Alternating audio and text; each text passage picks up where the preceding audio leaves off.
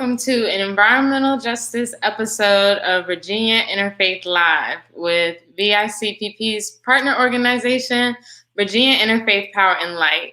My name is Leah Jones. I'm Virginia Interfaith Power and Light's Faith Community Outreach Coordinator, and today we are happy to highlight a community from Charles City County, Virginia.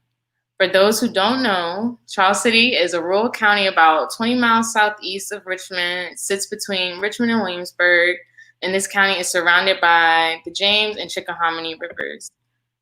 That's an important detail to remember for later as we have this discussion.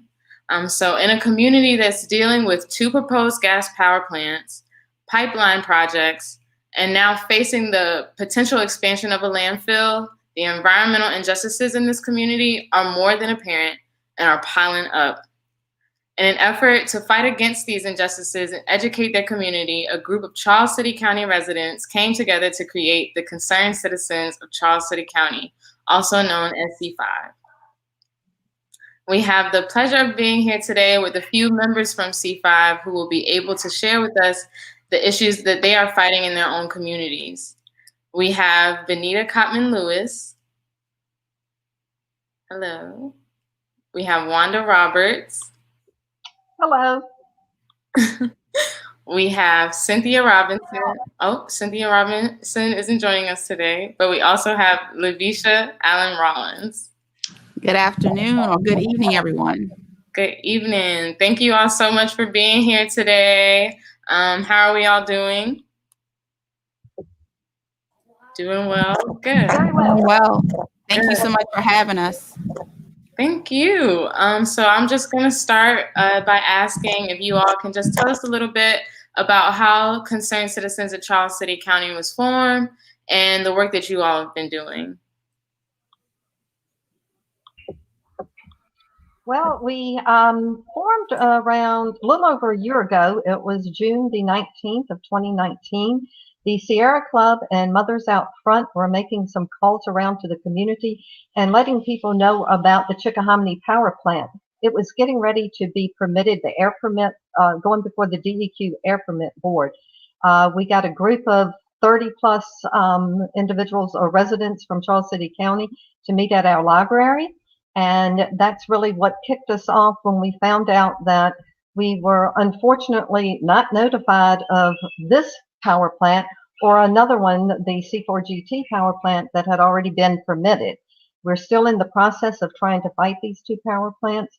We have been working diligently to get the information out to the community about the power plants, about the VNG HIP project, and also about the landfill issues and many other. We've got issues with the internet and numerous other issues in the county that we have as a group been working a lot before COVID, and we continue to work. Of course, they're limited as to what we can do now, but our focus is just bringing information and concerns, addressing concerns of the community. Thank you for sharing. You guys sound busy, more than busy. Yes. We've got plenty of examples of things that we have actually accomplished in this short period of time. We were able to, our Board of Supervisors, there's only 3 of them. They usually had 3 to 10 people that showed up. We have been able to get 60 plus and at times past capacity. They hold about 120 in the auditorium, and we have had people actually turned away from the Board of Supervisors meetings. So we have been able to bring the issues to the community through the many forums that we have provided. After COVID, we have actually been very active in getting out the food pantries food. We had on Easter a food drive. We also have had the PPEs and other essential equipment and stuff for the COVID-19 safety that we've been able to provide to the community. So we have continued to work in every way that we can to keep people notified of the issues.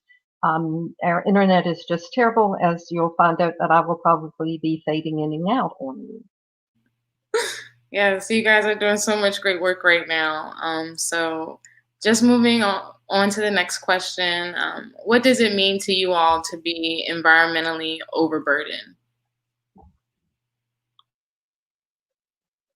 Well, the main thing about being environmentally overburdened is that it's kind of a catch-22 because any pollution that is harmful to your health is I'm environmentally. sorry, Lavisha. Hold on. Can you? We're having a hard time hearing you. Can you? Is this better? Yep, there we Okay. go. So the term environmentally overburdened can be a double-edged sword because any type of pollution that is coming into your area that will cause health concerns for your community is environmentally overburdened. But particularly with Charles City, we currently have a landfill that currently is operating. The last report was in the late 2000s at 37% capacity, that also has a diesel plant that works in conjunction from the off gassing. So we already have what we call a mega landfill that's impacting our community. And as you will see, the location of this landfill, there's water bodies that are currently on site that are connected, that will eventually, through the water shedding and different streams and connections to local wetlands and streams, it's currently sitting right on the landfill. And so our water is a big issue, but also with us now having to deal with two large power plants coming into our community, we're now facing having the fifth largest power plant, the Chickahominy power plant, the fifth largest in the nation, and having that in our area. And so we're having not only a landfill that is giving off gassing and has a diesel facility on it. We also have a tire recycling company that's in the same area. And now we have two huge power plants, and these are all within a mile radius of each other. So it's like one big area of pollution that's just emitting to not only Charles City County, but to our neighboring counties as well. And studies have been found that particulate matter can be tested over hundreds of miles away from the site. So it's not just an impact for Charles City County, but it's also impacting all of our neighboring communities. And as you saw, that water contamination, we've had several DEQ violations from our landfill within our wetlands and water bodies. And so it is creating an environmental burden for us as a community, because a lot of us live on, have wells. A lot of the community members have wells, and their water is coming from the surface water and groundwater, and and their wells are dug in these areas.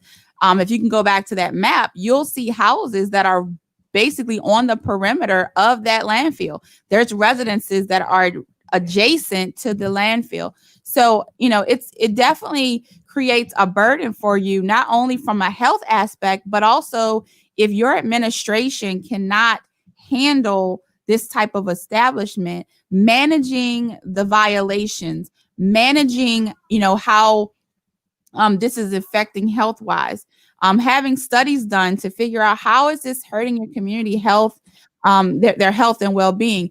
If your community does not have the financial backing to have that testing done, then it's now creating another burden, because many of the residents who live there are getting sick, and they have no way of proving what's causing this. So it creates a burden on so many parameters regarding, the effects of the community that live in the area. And so it's the environmentally overburdened.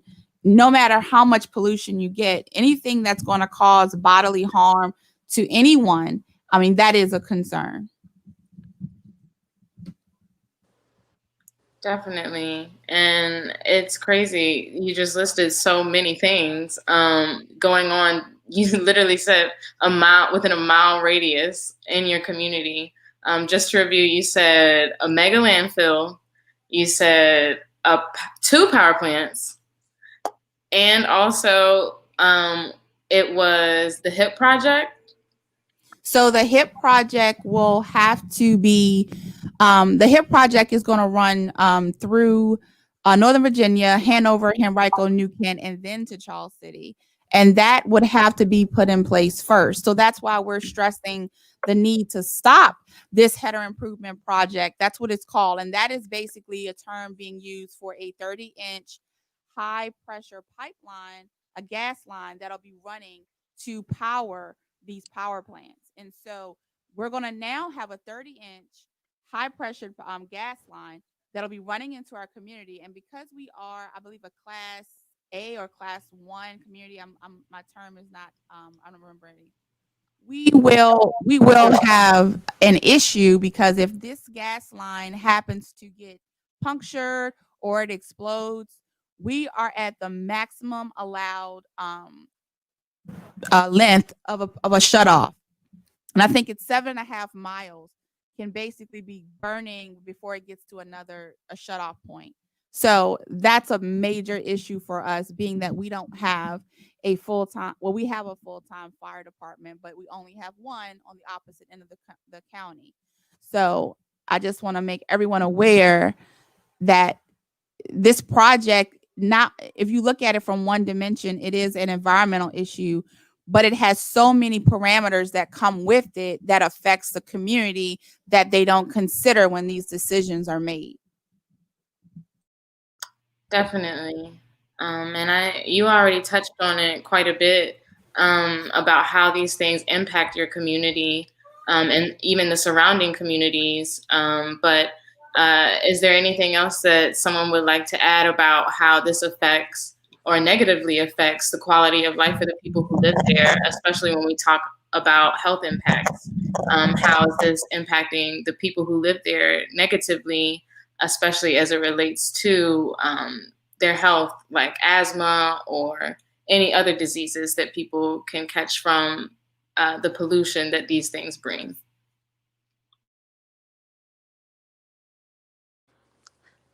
So Charles City County, we already have a high rate of asthma and COPD. So as far as health, definitely a negative impact. The landfill, you can smell the landfill literally. I mean, just based on if you were just to move here and you wanted to buy a house here, that wouldn't be something that you would want to smell on a daily basis. So, you know, just from the basic aspect of just everyday life, it's just not a pleasant place to be. But above and beyond that, it's just something has to be happening, you know, in my personal opinion. And of course, there's a lot of studies that do support that landfill brings different type of health issues and things like that. So just being here alone is already an issue. So trying to expand it is just not a good thing for the county or community.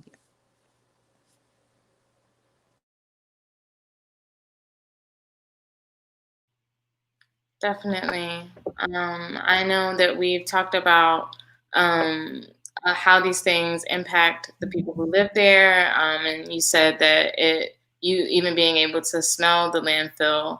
I mean, if something's so clear and so so obvious, it's amazing how this is still even possible. And I know that this is something that you all probably know, and it's obvious to you. But just can you share with the people out there maybe why you all think that this is happening in your community? Or it almost obviously seems like you all are being targeted. Charles City County is being targeted. So what do you all think that is a result of, or why do you think that Charles City County is a group that is being targeted for all of these projects?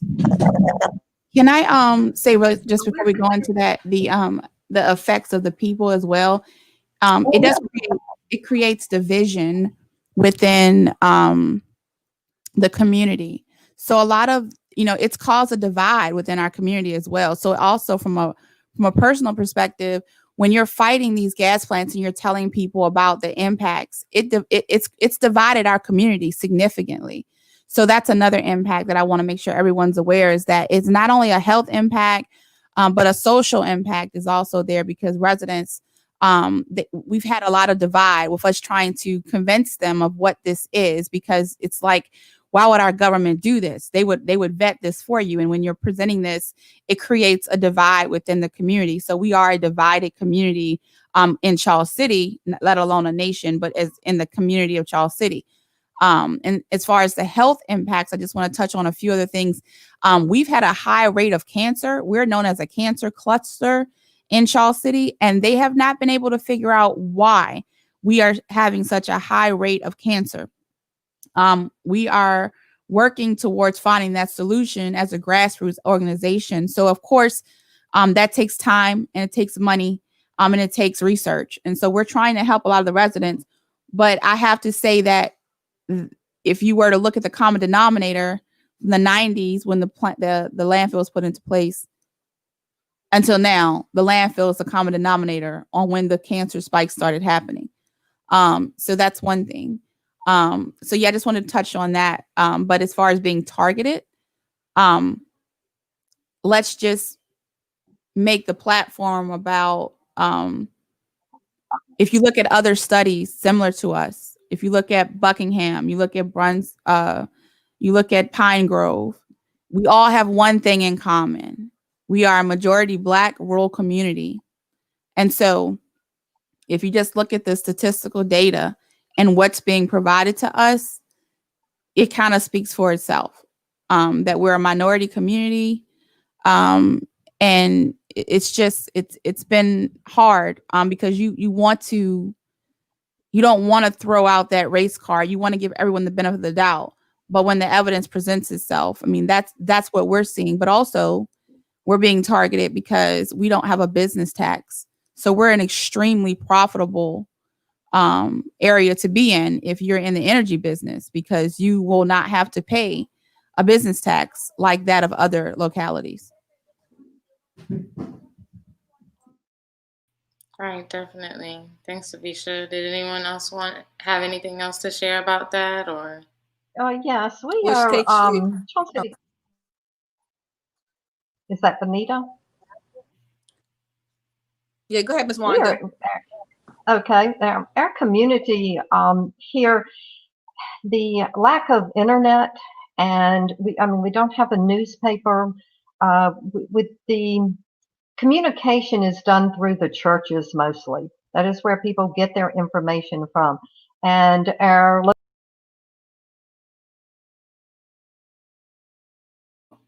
And there we have a clear example of the internet issue that Wanda was literally about to talk about. But I mean, when Wanda gets back, she can share with us more about what she was going to say. Oh, and it looks like we have her back in the studio now. Wanda, you were just talking about the internet issues in Charles City County. yes, yes. The projects, the two power plants that have been almost permitted all the way. This has been going on for over 6 years now, and we just found out about it a little over a year ago, I guess. So there's no communication, no facts. Everything is denied. We have repeatedly been told everything's a done deal. Just like with the landfill, we're told they're not expanding. Well, we find out, yes, they're expanding the existing footprint. So when you question the government officials, they're local officials, they say, oh, well, we meant there's no new land that's being added to the landfill. So we have a really tough time just digging information out. It's really outside groups that come in to help us, that know how to navigate the environmental issues and provide us with information so that we can break it down and give it to the community. I mean, we're looking at stranded assets. They have no intentions. We had a town hall meeting that C5 really forced them to get enough people, enough petitions, enough information out there to force the local government to bring in the people with the power plants. And I mean, they plan to leave stranded assets here. These things are huge. You cannot believe the enormity of these power plants. And just like with the landfill, we still having to fight for information. Everybody is told, don't worry about it, we're taking care of you. And that's just not the case. It's just really sad that when we're having to fight for everything. We've got a good support group that supplies us, Sierra Club and Mothers Out Front and numerous other, Save Coalition, numerous other organizations that are too many to mention right now. But that back us and your platform that helps us get the information out so that we can have people come in and help with these situations. Definitely. Benita, you were also going to say something?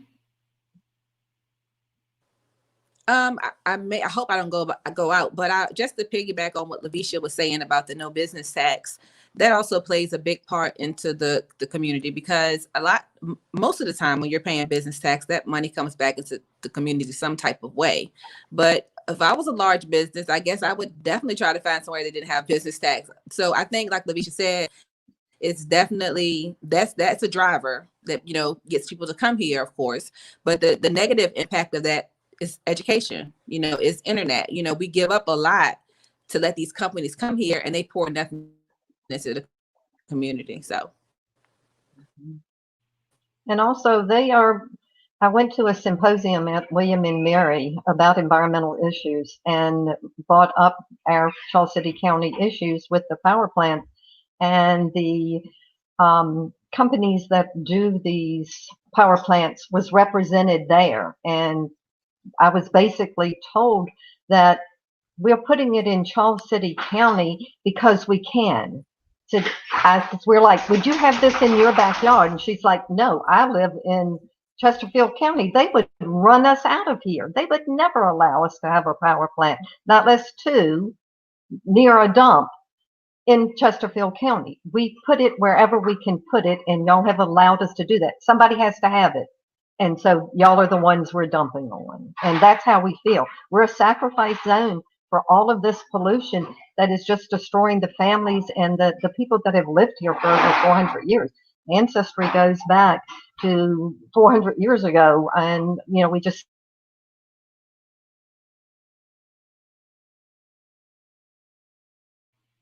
It looks like Wanda's cutting out again, but very much so. And you can see from the images posted on the live that how much land and how much space is just taken up, and also how much. Think about how much waste is being put now into the water systems that surround this area in the landfill. You can see in this map here, all of the red is the landfill and how close it is to the blue wetland areas here. And Lavisha, I know you talked a little bit earlier with the other visual about how big this is. And just going back to the other map, you said that this was only a parcel in the other visual of the map that has the wetlands and the red? Correct. So if you can look where the current area is cleared off, so it looks like it's tanned, like a tan color to the green. That's what's clearly been cleared off, and they're currently using and operating at the landfill. But if you were to look where they're proposing to expand, which is southeast of where it's cleared off, you'll see where the water bodies are that are currently on the site. But this can give you an idea of how much space and how much they have to grow and expand going further. So as you can see, this area is just a small portion of what's going to go on. And I'm saying all this because when your administration goes for projects like this, they basically are not disclosing to you that every time they are expanding or they're going to build some more cells for disposal, there's going to be a new permit process that goes through. And strategically, it makes sense of what they did. If you're looking at it from a business standpoint, there is a current burial ground that is going to be affected by this expansion. And so when they first got started, that would have been a huge amount of money to have, archaeologists come on site and verify all that. So they only opened up the portion that didn't require that. And now we have this new expansion where there's a burial site on the expansion area. There's current wetlands that they're going to be building these cells that will be affected. So the trash will be dumped into these areas. And we all know that leachate is a big problem and that these landfill liners do not work. Over time, they fail. And that means that's going to be going straight into water sources. And that takes decades and, to get water fixed. I mean, let's look at Flint. They're still trying to get their water resolved. And so that's the part that the community isn't aware of, like how not just the initial startup, but look at the long-term effect. When this is to full capacity, it's going to be over 1,000 acres of trash that'll be buried in our soil. And so that's another impact that we fail to touch on is soil quality. We're a rural area that has farming and agriculture and livestock. And now we have these contaminants and these pollutants in our soil. How do you remediate that type of thing? So, I mean, it just goes on and on. And from, as Bonita stated, we only get about $2 to $3 million a year from this landfill. That's it. That's all we get from them. It's not like they're a game changer to our economical system. It's only $2 to $3 million. And so the one thing I can say that we did get from them was a school. They built the schools, our new schools that are now 20 plus years old. The current contract we have with these two power plants, we're giving them money back. So, these type of developments, they can be catastrophic to your community if you're not looking at the details. And so I hope that map kind of gives you a visual of how enormous in size this project is. And if you look at this image here, this pretty much shows you how much of our land is impacted and disturbed. And if you can look at the corner at the top of the screen, there's a water body that's right there. And all of our water bodies are connected and intertwined. And so that's a big concern. And I'm not sure if there's an image that shows it, but there is a vent that basically off gases where they burn the gases and it vents into the air. And these are the trucks so the first truck, you see the white truck, that's the compacted trash. So they've squished it down as much as they can to compact it. And then they just throw this into those cells and they backfill it with dirt or what have you. And this is just what you see here. You don't see the trash that's flying up, from this site. You don't see the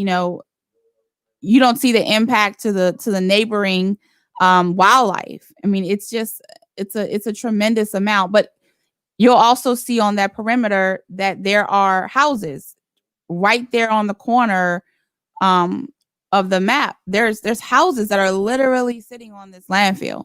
So just it's a lot to take in. Yes, definitely a lot to take in for sure. And it definitely sounds more detrimental than beneficial or any benefit that anyone could say come up with from any of these projects. It's just, like you said, the list goes on and on. Like you've all shared. It sounds like we could talk about this all day, really. But in an effort to help, what are some things that we can do to help, neighbors can do to help? Are there any actions that people can take, even if they're not Charles City County residents? At this time, our biggest concern is, of course, the landfill, and we are doing comments. Unfortunately, it's a very short time frame. They're due by November the 7th to the Army Corps of Engineers. I believe you have that information. There you go. There's the information. What we need for them to say is that we need an extension for 30 days for public comments. We need a public hearing, and we also need them to do an environmental impact assessment following the EJ protocols. They are not taking into effect any environmental justice issues. They are sliding this under the table again. repeat of what we continuously have here in Charles City County. They just try to get everything approved and pushed through without any notification. So this is something that is very important, that needs to be done. And we apologize for the short notice on this. We just found out not too long ago, probably less than a week. And I just got my letter in today. So these are the things that all this information is also on our website that will provide you with the information that you need, the addresses, the numbers that have to be, and a lot of technical information that you can research and look at to put in the letters. We've got some form letters if you prefer that.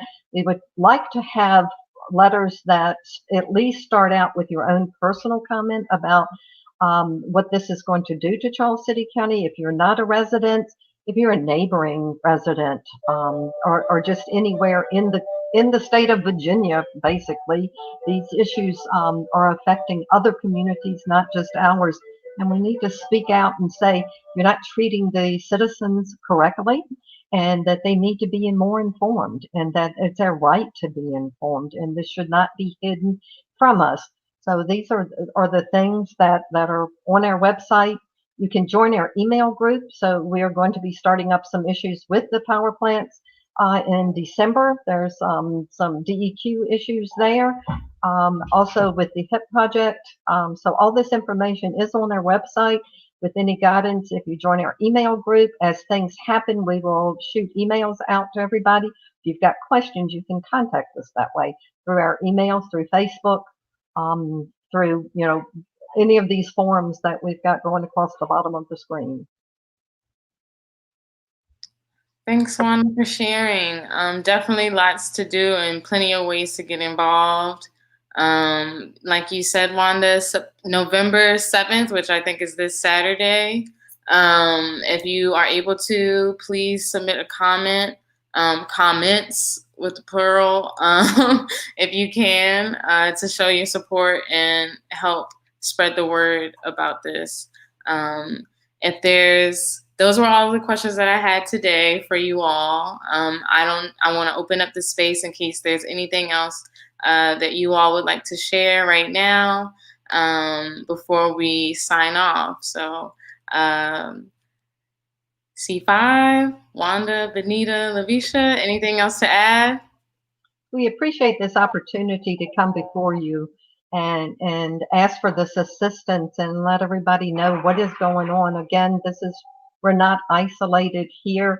Most of the community thinks that they really are isolated and that nobody knows about what's going on here. So it's wonderful that we can get the word out so that they don't feel so isolated. They feel like nobody's going to help us, and we want them to know through forums like this that there are many people that want to help us have a clean, good life.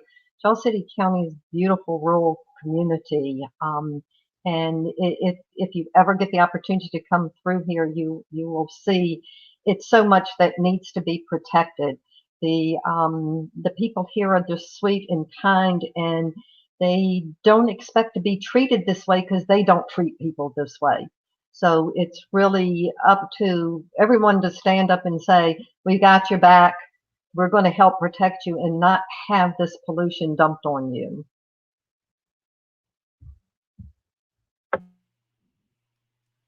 Thank you, Wanda. On that note, I'll just say thanks everyone for tuning in. We hope that you feel encouraged, even more than encouraged, to share what is going on in Charles City County with your own communities and speak out against these environmental injustices. Especially as people of faith, it is imperative that we support and do whatever we can to help our neighbors, especially when there's so much to be done and people are fighting so hard. All we can do is help. So have a great night, everyone, and we'll see you next time.